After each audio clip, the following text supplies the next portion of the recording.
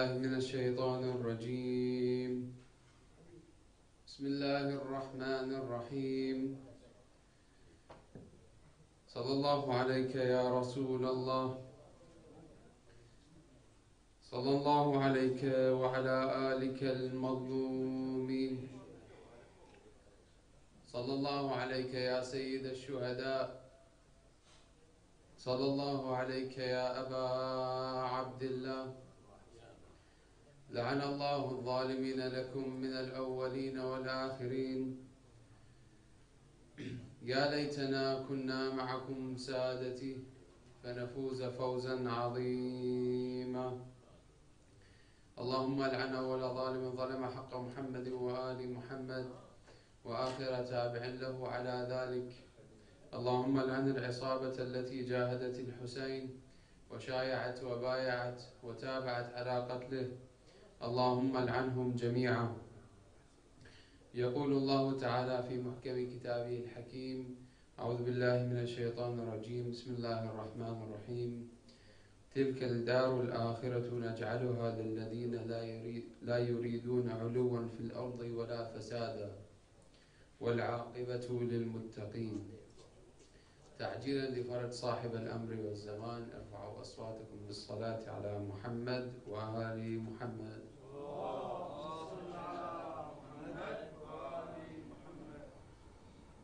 Allah subhanahu wa ta'ala says in the Holy Quran, Bismillah ar-Rahman ar-Rahim, that home of the hereafter we assign to those who do not desire exaltedness upon the earth or corruption, and the best outcome is for the righteous. Allah subhanahu wa ta'ala is highlighting something very important in this verse, and it is about those who seek this attention, this nature that wants to expose itself and reach some kind of level or rank in the eyes of people, whether it be through fame or any other means. So today, inshallah, we'll be discussing seeking attention and how that affects you. And we're going to do this through the lens of social media. Now, seeking attention is actually a thing that's found in our fitrah. It's found in our innate human nature. And it's not always negative. Although excessively it is negative. But it is found in our fitrah in a way that we can see. For example, a child who is the only child in their family, in his family for example, he is receiving all of this love, he is receiving all of this attention from his parents, for example, from his cousins, from his grandparents, from his uncles, from his aunties. Everyone is giving them this love and attention. But once there is a newborn that's introduced to the family, that child begins to become envious. Why does that child become envious? It's because the attention that he was once receiving is now being transferred to that newborn baby. Now that newborn baby is receiving this attention that he once had. And this is when they become envious and jealous. And then from this, they begin to develop this envious nature, which then results in, for example, that child abusing the newborn, causing havoc in the house. He starts to throw tantrums, for example, starts to cry, lose sleep, barely eat. All of these are results of what? Of that child not receiving this attention that they once had. So this is found within the child, and the child, where did he learn this from? Nowhere. This is found in our fitrah. That's why the child reacts in this way.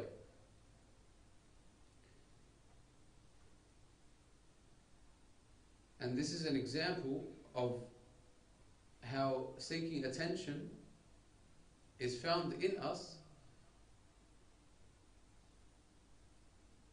but it could be regulated, it could be not, it could be out of control. This is why the negative side of seeking attention is when it becomes excessive. When you start to make it an addiction, a habit, to always want this attention, this is when it becomes dangerous and problematic. And when you develop this, people will do anything for attention. Like what, for example? Like students at high school. They'll go through any means to seek the attention of that guy, for example, or that girl in the class, for example. So the guys are going after the girls, and the girls are going after the guys. We see this regularly at school. This is part of the seeking attention. They want this attention, and they receive this dose of attention from this interaction, for example, or this attention that they are seeking from that person. Another example of people that will go through any means to seek attention is, for example, paying loads of money for clothes just to seek that attention and look different, and showing off to others and saying, look, I'm wearing, for example, Gucci, I'm wearing this Louis Vuitton jacket, for example. This is all for seeking attention. They are spending thousands of dollars just to seek attention. And this is where it's problematic. Another example of someone that has sought this attention just to feel some kind of emotion within themselves is that person who in Sweden burnt the Quran. Why did that person go and burn the Quran? He was a nobody before that. But after he did this act, people started knowing about him. And this is why he did this act. All for this attention. People do seek attention and go to extreme measures just to be known. Like, for example, that person, that Japanese man, who spent thousands of dollars just to transform himself to look like a dog. And we all saw this in the media lately. All of this is to seek attention.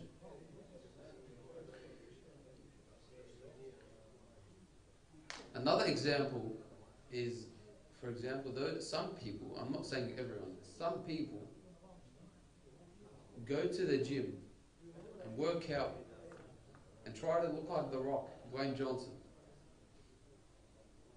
What are they doing this for? Some people, I'm not saying everyone, some people do this just to show off. Look, I'm bulky.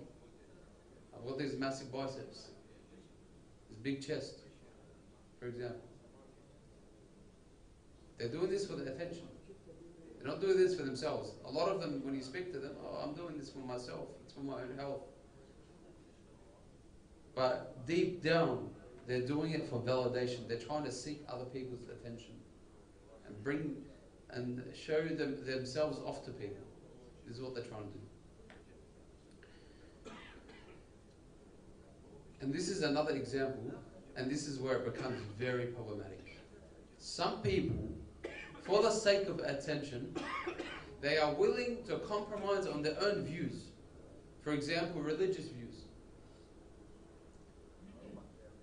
They will go to extreme measures to, for example, deny a certain belief that goes against the whole religion, for example. And they do this to seek this attention. Why? Because before this, no one was speaking about them. Now, because they propose this odd view, or this view that goes against the religion of Islam, for example, they're getting all this attention their way. And when they're getting this attention their way, they're realizing, before this, no one was speaking about me, but now I'm receiving all this attention, everyone's speaking about me, and it's working.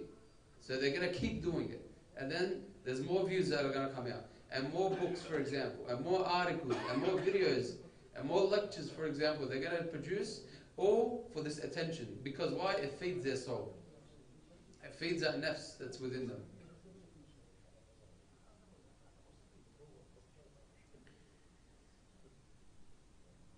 And unfortunately, another thing, and this happens to people who are still in their teenage ages.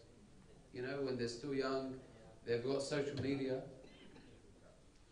And social media today, we've got so many platforms. Instagram, now Instagram introduced another platform called Threads. And Twitter, I think it's called X, because of Elon Musk. And Snapchat, and all these platforms, people are utilizing these platforms, what? Mainly to seek attention.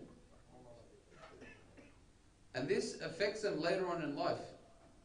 Why, for example, someone in the teenage, for example, they're 18 or let's say 16, they tweeted something, and that something was very problematic.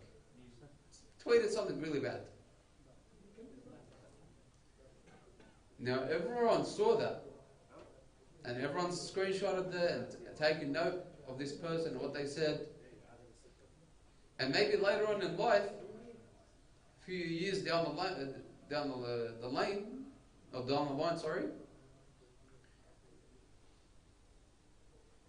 they regretted this act or this tweet that they posted.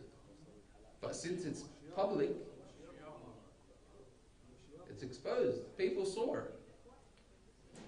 And this might affect them. How, for example, they've asked for a girl's hand in marriage. And the family of the girl is asking around about this person. And the people they've asked, they've said, oh, this person, a few years down, he said this, he said that, he posted this picture, he said this about this person, he criticized this person, he was using foul language, he posted a video of something that goes against Islam, for example, and the teachings of Islam.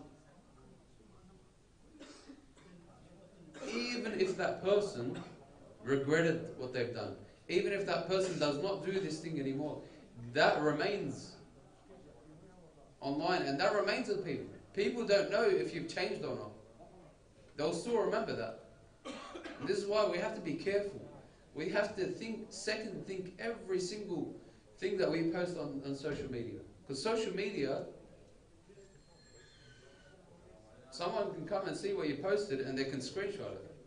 You can delete it afterwards, but they still got that screenshot. And they can use that against you. This is why we have to, every act that we do, whether it be in social media or not, every act, we have to think about why we are doing this act. For example, when you are posting a picture of yourself at the beach, let's say, you think to yourself, why am I posting this picture? Am I doing this for people to benefit from? I don't think so. People aren't going to benefit from that. But you're just trying to show off that, look, I'm at the beach, for example. I'm with this person. I'm with this girl, for example. I'm with this guy. It's dangerous. I'm at this place. I'm wearing this jacket. You're trying to show off to people so that people can say, look at this person. He's got this jacket. He's driving this car. And this is when you realize that the intention behind what you post isn't for the sake of Allah subhanahu wa ta'ala. It's feeding yourself and the attention that you want towards you. And sometimes when you post a picture, for example, of yourself, and you're wearing this very expensive jacket, or this very expensive shoes, for example, or driving this very expensive car, because of this attention you are seeking, people are starting to look at what you're posting, and then that draws things like hasad. People are going to be envious of you. And then that's going to harm you later on. And we don't want this. You don't want to harm yourself because, for example, if you're driving this very expensive car and you're exposing it, you're posting it everywhere on social media, because of this hasad that, for example, this person done on you, they were envious of you and wanted this blessing that Allah subhanahu wa ta'ala has blessed you with to go away. You, for example, crash it. And because of this accident, you are bedridden now. So you're literally doing yourself an injustice by posting this picture, for example, or this video. And this is where it becomes dangerous, even to yourself. So to even protect yourself, try to limit this. Try to think about why you are posting this picture. What am I gaining from this? Am I gaining the pleasure of Allah and Ahlul Bayt alayhim salam? I don't think so. If you are, go ahead.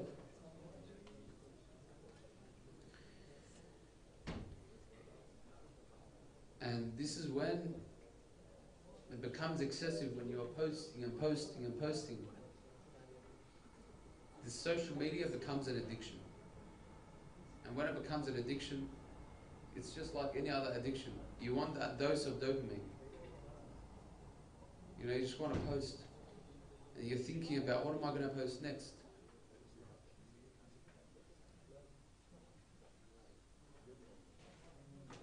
And even if that thing goes against what you believe in and everything, you just want to post just so that you seek that attention. It becomes dangerous. Very dangerous. And you could be posting things like, for example, religious posts. Posts related to sport, politics, anything. Anything. Even religious posts can be an addiction. It can be an addiction. And that addiction means that when you keep posting this post, you're seeking this attention from everyone, and everyone's like, look, Ahmed's posting this, he's so religious. And when you're doing this, you're seeking attention to yourself, and you're like, yeah, I'm super religious. But in contrast, you're actually not. You're just feeding yourself. You're not serving Allah subhanahu wa ta'ala. You're not serving the Ahlul Bayt by doing this. You're just serving yourself and trying to please yourself. And this is where it becomes very dangerous. And as you say, shaitan comes to you in different ways. If you're religious, he comes to you through religion. Keep posting. Post different videos. Post this hadith, for example. Then, when you keep doing that, you're feeding yourself. And then later on, you realize, am I doing this for Allah subhanahu wa ta'ala? Am I doing this for myself?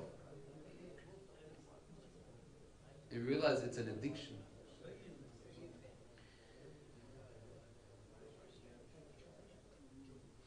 And sometimes you start to post inappropriate content. Content that Allah, the Holy Prophet and the Ahlul Bayt don't approve of.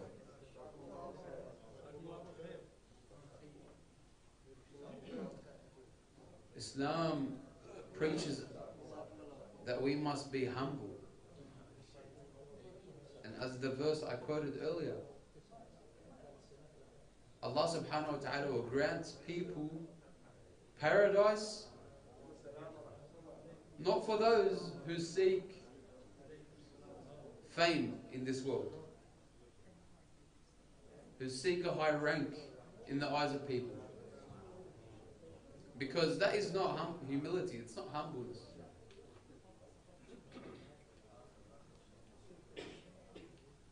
And sometimes I'll give a solution to this. When you realize that you're seeking this fame, everyone is posting your videos around. Everyone's posting a post, a tweet, for example. Everyone's retweeting it and liking it, and then you start to feel this thing inside yourself, your nafs. Our scholars recommend that you recite Dua Makarim al-Akhlaq for Imam Zayn al-Abidin alayhi salam. And this dua, I'll paraphrase, the Imam basically says that in one of the lines that whenever Allah subhanahu wa ta'ala, you raise me in this world, you lower me within myself the same level. And this is a lesson from Imam Zayn al-Abidin to us, that we must not submit to our desires, not submit to this fame that I'm receiving, this attention that I'm receiving, because it becomes dangerous.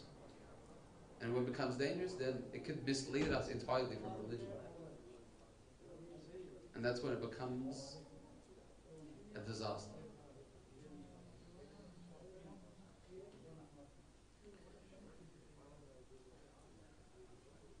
And a lot of the times when we post certain things on social media, by posting them we are seeking validation. Now maybe you might post something and you're not trying to seek attention of everyone, but you're trying to seek attention of a certain person. For example, a certain girl that you like, let's say, or a certain group of people, or a certain friend, or a certain someone, and you're trying to seek their attention and their validation.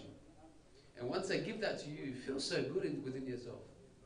Yeah, this guy likes what I'm posting. And because of that, the whole reason you post on social media is because of this validation that you're receiving. And a lot of people do this. You post a picture, everyone's commenting hearts, everyone's commenting, Nawar in Iraq, for example.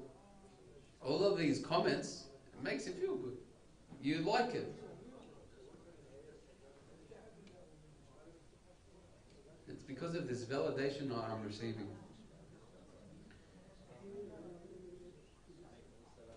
And because of this validation and this issue within validation, because a validation comes from attention. There is something that's actually important that you think that is very important to post. This post that I want to post is very important, and it's actually going to do good for my followers. It's good information. But I second think it. Why? Because maybe this post that I'm going to post isn't going to receive as much attention as something else that I post. And this is why you second think it. And that's when you realize within yourself that, look, am I posting this for myself, or am I posting this for Allah subhanahu wa ta'ala? That's when it becomes dangerous. And sometimes you post something because, why? Because it feeds your nafs. This self-glorification, you feed it. Because every time I post something, and everyone is sending me all these hearts and all that. You start to have love for yourself. And the stuff of glorification is where it becomes dangerous. It becomes something that can't get over. Because you keep having to post so that you receive this glorification, this self-glorification because of everyone that's posting, that's sending you comments and likes and retweets, for example. And it damages you. Even, for example, when you post a religious post, it's the same thing. You're feeding your nafs. And then you start to lose a sense of genuineness. You're not genuine anymore. You basically start to post all these religious posts just for yourself, not to benefit anyone. No one is benefiting from this. It's just that everyone says, look, this person is doing so well, he's so religious. You can even do so by, and some people, unfortunately, they start to be religious on social media. Why? Because they're seeking, for example, a wife. Or vice versa. The girl is trying to seek a husband, so she's posting all these religious posts on social media. And you're not doing this for the right cause. You're doing just this for yourself, just so that you can benefit. And it's where we have to think, is my intention behind doing this act, behind posting this picture, behind posting this tweet? Am I doing this for the right cause? Or am I feeding my nafs? Am I seeking this attention that is so excessive that it becomes an addiction? You start to feed your nafs. You seek validation from everyone around you, and then it becomes very dangerous. And then coming back is going to be very difficult. اللهم صل على محمد وآل محمد اللهم عجل لوليك الفرج واجعلنا من أنصاره وأعوانه والمستشهدين بين يديه ومن مقوية سلطانه والحمد لله رب العالمين والصلاة والسلام على محمد وآله الطاهرين.